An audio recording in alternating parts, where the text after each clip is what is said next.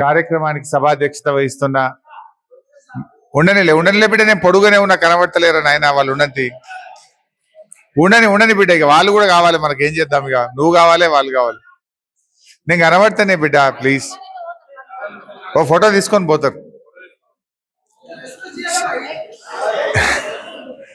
సభాధ్యక్షత వహిస్తున్న మాజీ శాసనసభ్యురాలు గౌరవనీయులు శ్రీమతి పద్మా దేవేందర్ రెడ్డి గారు, గౌరవనీయులు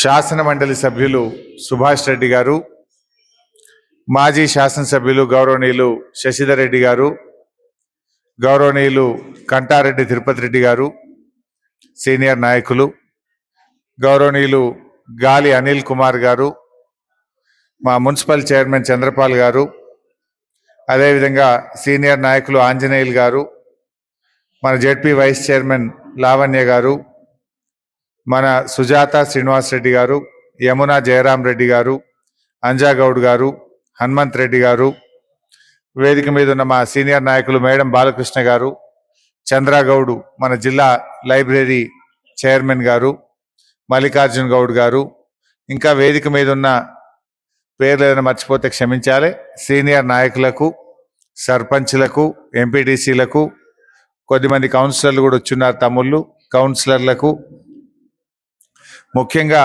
మెదక్ గణపురం అంటే పాత మెదక్ మండల కార్యకర్తలందరికీ పేరు పేరున నమస్కారం తెలియజేస్తా ఉన్నా. ఈరోజు ఈ ముఖ్య కార్యకర్తల సమావేశం ఏంటంటే, మనము ఎన్నికలు అయిన తర్వాత కూడా ఒకసారి కలవాలి, మీరందరూ కూడా కష్టపడి బాగా పనిచేశారు, మీ అందరికీ కృతజ్ఞతలు చెప్పాలి, ధన్యవాదాలు చెప్పాలని చెప్పి ఈ చిన్న సమావేశాన్ని మనం ఏర్పాటు చేసుకున్నాం. నిజానికి మొత్తం నియోజకవర్గం అంతా ఒక దగ్గర పెడదాము, నేను సంగారెడ్డి, నర్సాపూర్, మిగతా ఎన్ని తిరిగిన అంటే పద్మా గారు ఏమన్నారంటే ఒక్కొక్క మండలం అవకాశం ఉంటుందని చెప్పి వారు ఇట్లా ఒక్కొక్క మండలం వైజ్ ఈ మీటింగ్ ఏర్పాటు చేస్తూ ఉన్నారు. సరే, దురదృష్టం మెదక్లో మనము ఓటమి చెందవచ్చు, కానీ మీరు బాగా కష్టపడ్డారు. నిజానికి ఎన్నో గోబల్స్ ప్రచారము, ఎన్నో తప్పుడు ప్రచారాలు చేసినప్పటికీ కూడా వాటిని తిప్పికొడుతూ ప్రతి ఊర్లో కూడా మీరందరూ కూడా బాగా కష్టపడి పనిచేసినారు.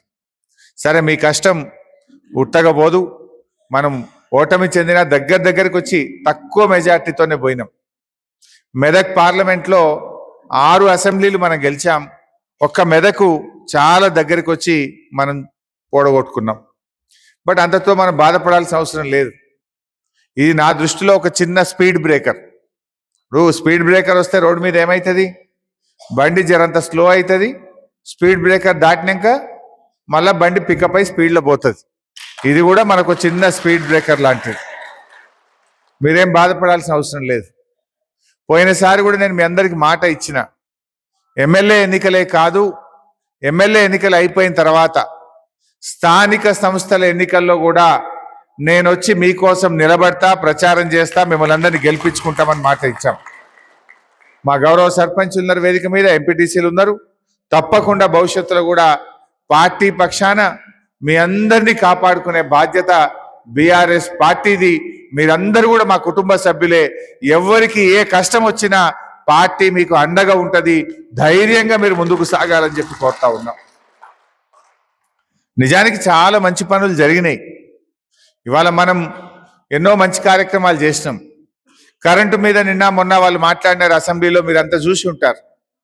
వైట్ పేపర్లో వాళ్ళే పెట్టిండ్రు అట్లా క్లియర్గా, ఏమని, మేముండగా 6 గంటల కరెంట్ ఇచ్చినాం, బీఆర్ఎస్ పార్టీ వచ్చినాక 20 గంటల కరెంటు రైతులకు ఇచ్చింది అని చెప్పి వాళ్ళ కాగితంలే వాళ్ళు పెట్టిండ్రు. సరే, నిజంగా వాళ్ళు 6 ఇచ్చిండ్రా, ఏమి ఇచ్చిండ్రా అనుభవంలో రైతులకు తెలుసు, మీ అందరికీ తెలుసు. ఆ 6 గంటలకు ఎన్నిసార్లు కరెంటు ట్రిప్ అవుతుండే, అప్పుడు ఎన్నిసార్లు ట్రిప్ అవుతుండే, ఎన్ని మోటార్లు కాలుతుండే, ఎన్ని ట్రాన్స్ఫార్మర్లు కాలుతుండే. ట్రాన్స్ఫార్మర్ కాలితే మెదక్కేళ్ళు సంగారెడ్డి పోయి తెచ్చుకోవాల్సిన పరిస్థితి, లంచాలు పెట్టాల్సిన పరిస్థితి ఆ రోజు ఉండే. కానీ కేసీఆర్ గారు వచ్చినాక దాదాపు 50,000 కోట్ల రూపాయలు ఖర్చు పెట్టి రైతులకు ఉచిత కరెంట్ ఇచ్చింది మన బీఆర్ఎస్ ప్రభుత్వం. ఉట్టిగొచ్చినది. సంవత్సరానికి 12,000 కోట్లు విద్యుత్ శాఖకు రైతుల పక్షాన మనం డబ్బులు కట్టినాం. రైతులకు నాణ్యమైన ఉచిత కరెంటును మన కేసీఆర్ గారు ఇచ్చారు. ఏనాడు కూడా రైతు మరి ఇబ్బంది పడకుండా అంత మంచి కరెంట్ ఇచ్చి రైతులకు ఒక ధైర్యం ఇచ్చిండు మన కేసీఆర్ గారు. మీకు తెలవని గణపురం కాలువల జకనపేట కానీ సర్దన కానీ అసలు వెనకట మన గవర్నమెంట్ రాకముందు కాలువ ఉండు నావే, మొత్తం కాలువ మొత్తం పూడ్చుకుపోయింది. ఏడకాడ సర్కార్ తుమ్మ చెట్లు మొలిసినాయి. వాటిలల్లా ఎన్నడొక్కనాడు జకనపేట దాకా నీళ్లు ముట్టకనే పోతుండే. ఆ ఇచ్చే నీళ్ళకు కూడా హైదరాబాద్ పోయి ధర్నాలు చేస్తే ఆ ఎంఎన్ కెనాల్లో గన్పూర్ కెనాల్లో నీళ్లు వదులుదురు. ఎంత కొట్లాట ఉండే. అసలు మన గవర్నమెంట్ వచ్చినాక ఎప్పుడన్నా గణపురం కెనాల్లో ఎఫ్ఎం కెనాల్లో ఎంఎన్ కెనాల్లో నీళ్లు వదలాలని రైతు ఎప్పుడన్నా రోడ్డెక్కినాడే? జీబు కట్టుకొని హైదరాబాద్ పోవాల్సిన పరిస్థితి వచ్చినాదే? అంటే ఏ రోజు కూడా రైతుకు ఇబ్బంది కాకుండా మరి గణపురం కెనాల్ నీళ్లు చక్కగా ఏ రకంగా నీళ్లు అందించినామో కూడా మీ అందరికీ తెలుసు. హైదరాబాద్కు గోదావరి నీళ్లు తెచ్చినాం. సింగూరు నీళ్లను మెదక్ ప్రజలకు అందించింది మన బీఆర్ఎస్ ప్రభుత్వం, మన బీఆర్ఎస్ పార్టీ. 2 పంటలు మంచిగా పండినాయి. చిట్ట చివరి కెనాల్ దాకా నీళ్ళు రాలేదా? ఇప్పుడు సర్దనకు రాలేదా? జకనపేటకు రాలేదా? 2 పంటలు వండలేదా? దయచేసి మీరు ఆలోచించాలి. ఇది చర్చ పెట్టండి ప్రజల్లో. ఏం చేసిండ్రు అని కొంతమంది మాట్లాడుతుండ్రు. మరి మీ హయాంలో ఎందుకు కాలువలు పూడుకపోయినాయి? మీ హయాంలో సర్కార్ తుమ్మ చెట్లు ఎందుకు మొలిచినాయి? మరి బీఆర్ఎస్ గవర్నమెంట్ వచ్చినాక కాలువల్లో నీళ్ళు ఎట్లొచ్చినాయో మన కళ్ళ ముందు మనకు తెలియదా? ఇది దయచేసి మనం ప్రజల్లో ఆలోచన పెట్టాలి. ఏనాడైనా చెక్ డ్యామ్ కట్టినారే వాళ్ళు? హల్దీ మీద మంచిగా 2 చెక్ డ్యాములు కట్టినాం. మంజీరా మీద ఒక చెక్ డ్యామ్, మీ మండలంలోనే 3 చెక్ డ్యాములు కట్టి ఇవాళ భూగర్భ జలాలు ఎంత పెరిగినాయో మీకు తెలుసు అని చెప్పి నేను మనవి చేస్తా ఉన్నా. రాలేదా? కొండపోచమ్మల నీళ్లు గేట్లు ఆబడితే కొండపోచమ్మ నీళ్ళు వచ్చి మీ హల్దీలో రేలమడుగు కానీ కూచన్పల్లి కాడ నీళ్ళు వచ్చి ఆగినాయా లేవా? సర్దనకు రాలేదా? మంజీరాల ఎండాకాలములో కూడా రేలమడుగులో కూచన్పల్లిలో సర్దన చెక్ డ్యాంలలో నిండు కుండలాగా నీళ్లు చూసినామా లేదా? మరొకడు మాట్లాడుతుండ్రు, నిజంగా కాళేశ్వరం కట్టకపోతే కొండ పోచమ్మ సాగరే లేకపోతే ఎండాకాలములో సర్దన చెక్ డ్యాంలో నీళ్లు ఉంటాయా?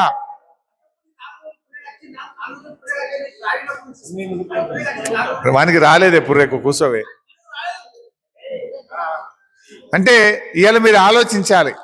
రేలమడుగులో అయినా సర్దనలో అయినా గా హల్దీలో గా మంజీరాలో మండు టెండల్లో నీళ్ళు వచ్చినాయంటే ఆ కొండపోచమ్మ సాగర్లో నీళ్లు వదిలితే బంగారముల 2 పంటలు పంటలే. వెల్దుర్తి మండలం కానీ లేదా ఎన్ని పంటలు ఎండిపోవు మనకు. యాసంగి పంట గుంజుకపోతున్నాయి నీళ్ళు అనగానే డైరెక్ట్ గా కేసీఆర్ గారికి ఫోన్ చేస్తుండే ఆడికెళ్ళి నీళ్లు రాగానే ఒక్క గుంట కూడా ఎండకుండా పంటలు పండినాయా లేదా ఒక్కసారి మీరు ఆలోచించాలని కోరుతా ఉన్నా. సో ఈరోజు రైతులంతా కూడా ఆందోళనలో ఉన్నారు. అయ్యో నీళ్ళు వస్తాయా రావా? అప్పుడేమో 3 ఎకరాలు ఉంటే 3 ఎకరాలు నాటేసిండ్రు. ఇప్పుడు 3 ఎకరాలు ఉంటే ఎకరమే నారుకొస్తురట. భయంలోకి వచ్చిండ్రు వాళ్ళు. ఏమో కరెంట్ ఎట్లుంటుందో, నీళ్ళు వదులుతారో వదలరో. అంటే ఆనాడు కేసీఆర్ ఉన్నప్పుడు ఒక నమ్మకం, బీఆర్ఎస్ పార్టీ అంటే ఒక విశ్వాసం ఉండే.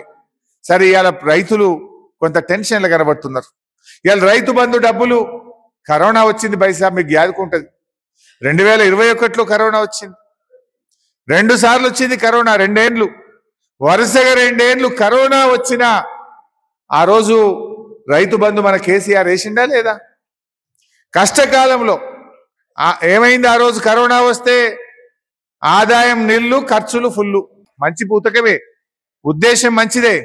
కానీ ఇతర కులాల్లో ఇబ్బంది వచ్చింది, రాని వాళ్ళతో ఇబ్బంది వచ్చింది. ఇది ఆలోచించేది ఉండే అని మీరు ఒక సూచన చేసినారు. అట్లా ఇంకా కొన్ని సూచనలు మీరు ఇస్తా ఉన్నారు. సరే తప్పకుండా మీ సూచనలను పార్టీ దృష్టికి తీసుకుపోతా, కేసీఆర్ గారి దృష్టికి తీసుకుపోతా, వాటిని ఇంకా సవరించుకొని రాబోయే రోజుల్లో ప్రజల ఆలోచనలకు అనుగుణంగా మంచిగా ముందుకు పోదాం. ఏదన్నా జరగచ్చు, వాళ్ళ గోబల్స్ ప్రచారం కానీ 1, 2 మన నిర్ణయాలు కావచ్చు. వాటిని సవరించుకుందాం, తప్పులను సవరించుకుందాం, ప్రజల ఆలోచనలకు అనుగుణంగా ముందుకు పోదాం. సో వాళ్ళ సంగతి కూడా తెలుస్తుంది కదా. ఓ 470 420 హామీలు ఇచ్చారు. 412 హామీలు ఉన్నాయి అలా వాళ్ళ మేనిఫెస్టోలో, అంతే కదా. ఆ 412 హామీలు అమలు అవుతాయా? ఎంతవరకు అవుతాయి? మరి ఎన్ని రోజుల్లో చేస్తారు? మనం కూడా రోజు మాట్లాడతాం కదా, వదులుదాం ఓ 50 రోజులు 100 రోజులు, కానీ తొందర ఏమున్నది, అయినాక షురువు చేద్దాం. ఇక అప్పుడు ప్రజల పక్షాన్ని నిలబడదాం. సో ప్రజలు అర్థం చేసుకోరా, మనమేమో చెప్పినవి చేసినాం, కొన్ని చెప్పని కూడా చేసినాం. వాస్తవానికి కరోనా వచ్చి ఉండకపోతే మన పరిస్థితి కొద్దిగా మెరుగుండే. 2 ఏళ్ళు వరుసగా కరోనా వచ్చి ఆర్థికంగా కొంచెం ఇబ్బంది అయింది, పైసలు తక్కువైనాయి, ఖర్చేమో ఎక్కువైంది. అందువల్ల కొంచెం కరోనా లాంటివి రాకపోయి ఉంటే ఆ రుణమాఫీ ఇంక కొంచెం ముందే చేసి ఉండేవాళ్ళం. 2 ఏళ్ళు కరోనా దెబ్బ కొట్టింది, అది మన చేతులు ఉన్నదా? అది ప్రపంచమంతా ఆగమైంది, మన దేశమంతా ఆగమైంది, అన్ని రాష్ట్రాలు ఆగమైనాయి. అలా మనం కూడా కొంత దెబ్బతిన్నాం కరోనా వల్ల. కరోనా లాంటి ఒక వైపరీత్యం, అది అనుకోనటువంటి విపత్తు. అది అలాంటి విపత్తులు వచ్చినా కూడా సంక్షేమ కార్యక్రమాలు ఆగలేదు, ఉచిత కరెంట్ ఆగలేదు, అభివృద్ధిని కూడా ఆగకుండా ముందుకు తీసుకుపోయే ప్రయత్నం చేసినాం. కొద్దిగా కుడి ఎడమ కావచ్చు, నిజంగా కరోనా రాకముందు ఈ పరిస్థితి లేకుండే. కరోనా వచ్చినాకనే కొంత ఆర్థికంగా మనకు ఇబ్బంది జరిగిన మాట వాస్తవం. మండల నాయకత్వం కూడా ఇంకా క్రియాశీలకంగా మీరు యాక్టివ్గా ఉండండి. ఎక్కడ ప్రజలకు ఇబ్బంది జరిగినా గొంతు విప్పండి, ఎక్కడ ప్రజలకు కష్టం వచ్చినా ఆసరగా నిలబడండి. ప్రజలకు ఏ ఇబ్బందులు కలిగినా పార్టీ దృష్టికి తీసుకురండి. మేము కూడా దాన్ని రాష్ట్ర స్థాయిలో అసెంబ్లీలో ప్రజల పక్షాన మాట్లాడుతూ ఉంటాం. ఏదైనా మనం ప్రజల కోసం నిలబడదాం. ప్రజలకు ఏ కష్టం వచ్చినా ఆపద వచ్చినా మీ చేతుల గల సాయం చేయండి. ప్రభుత్వం ఎక్కడన్నా చేయకపోతే, ప్రభుత్వం నుంచి ఇబ్బంది ఉంటే పార్టీ దృష్టికి తీసుకురండి. మేము తప్పకుండా ప్రభుత్వాన్ని ప్రశ్నిస్తాం, ప్రభుత్వాన్ని నిలదీస్తాం, ప్రజలకు న్యాయం జరిగే విధంగా చూసుకుందాం. సో ఈ రకంగా మనం మంచిగా ముందుకు పోదాం. మనం చూడలేదా, గతంలో కూడా మనం ఎన్నో జయాలు చూసినాం, అపజయాలు కూడా చూసినాం. ఇవన్నీ కూడా జీవితంలో ఒక భాగం అనుకోవాలి. మనం నిజంగా గెలిచినప్పుడు మనమేమి విర్రవీగలేదు, ఓడిపోయినప్పుడు కుంగిపోవాల్సిన అవసరం కూడా లేదు. ఎందుకంటే తెలంగాణ తెచ్చిన వాళ్ళం మనం, తెచ్చిన తెలంగాణను అభివృద్ధిలో ముందుకు తీసుకుపోయిన వాళ్ళమే మనం. నిజంగా అది ఇలా జిల్లాకు మెడికల్ కాలేజ్ తెచ్చినాం మనం, ఎన్ని MBBS సీట్లు పెట్టినాం, ఎన్ని దవాఖానాలు కట్టినాం, ఎన్ని చెరువులు బాగా చేసినాం, ఎన్ని కాలువలు బాగా చేసినాం, ఎంత అద్భుతమైన కలెక్టరేట్ భవనాలు కట్టినాం, ఎన్ని గ్రామాలకు రోడ్లు వేసినాం, ఎన్ని తండాలలో రోడ్లు వేసినాం, గల్లీ గల్లీకి సీసీ రోడ్లు వేసినాం, ఇంటింటికి మంచినీళ్లు పెట్టినాం, కోతలు లేకుండా ఉచిత కరెంట్ ఇచ్చినాం. ఇట్లా ఎన్నో మంచి కార్యక్రమాలు మనం చేసుకున్నాం. ప్రజలు గమనిస్తారు. ఇంత మంచి కార్యక్రమాలు చేసినాం కనుక తప్పకుండా ప్రజలు గమనిస్తారు. ఇలా వాళ్ళు కొన్ని గోబల్స్ ప్రచారం చేసినారు, నమ్మొచ్చు, కానీ రేపు నిజాలు బయటకు వస్తాయి. ఏది న్యాయమో ప్రజలకు అర్థమవుతుంది. ఆ రోజు మళ్ళీ మన మంచి రోజులు వస్తాయి మన కోసం. అందువల్ల మీరందరూ కూడా మంచిగా ముందుకు పోండి. సర్పంచులు, ఎంపీటీసీలు కూడా ఎక్కడ కూడా అధైర్యం పడద్దు. మీరు మన పార్టీ బలోపేతానికి, కార్యకర్తల్ని కాపాడడం కోసం అందరం కలిసికట్టుగా కృషి చేద్దామని, మరి నిన్న చెప్తేనే ఈ ఒక్క మండలం అయినా కూడా ఇంత పెద్ద ఎత్తున వచ్చిన కార్యకర్తలందరికీ నేను పేరు పేరున ధన్యవాదాలు తెలియజేస్తూ, జై తెలంగాణ, జై తెలంగాణ.